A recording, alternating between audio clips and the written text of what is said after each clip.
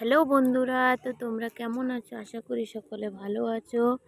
তো তোমরা দেখতেই পাচ্ছ আমি আমলকি নিয়ে শুকাচ্ছি, আর এই নিয়ে সকাল থেকে দৌড়োদৌড়ি। তো এখন আমি চান করে নিয়ে ছাদে চলে এসেছিলাম, আর ছাদে এসে এখন ভয়েস মেসেজ করছি।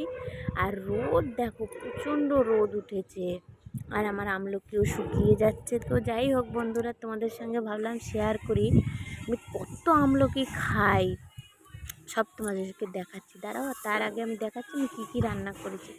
মাংস করেছিলাম আর বাঁধাকপির তরকারি করেছিলাম। অনেক দিন হয়েছে মাংস করিনি, আমি শরীরটা আমার খারাপ ছিল বলে আগের ভিডিওতে তোমাদের দেখিয়েছিলাম। তো শরীরটা প্রচণ্ড অসুস্থ ছিল বলে তার জন্য। তারপর দেখো এখানে আমলকির মেলা, দেখো সত্যি কথা বলতে এত আমলকি আমার ডাক্তার খেতে বলেছে। আমার এখন 1 বছর মিনিমাম মতো আমলকি খেতে হবে আমার পেটের প্রবলেমের জন্য। এই আমলকি যদি ঠিক করে তো ভালো, নয়তো আমাকে বড় একটা অপারেশন করতে হবে। তার জন্য আমার বর আমার জন্য এত আমলকি নিয়ে এসছে। আর এই দেখো সব বয়মে বয়মে ভর্তি আছে, সব কিছু রেখে দিয়েছি। আর তেঁতুলও আছে 2 কিলো মতন, তেঁতুলটাও খেতে বলেছে ডাক্তার।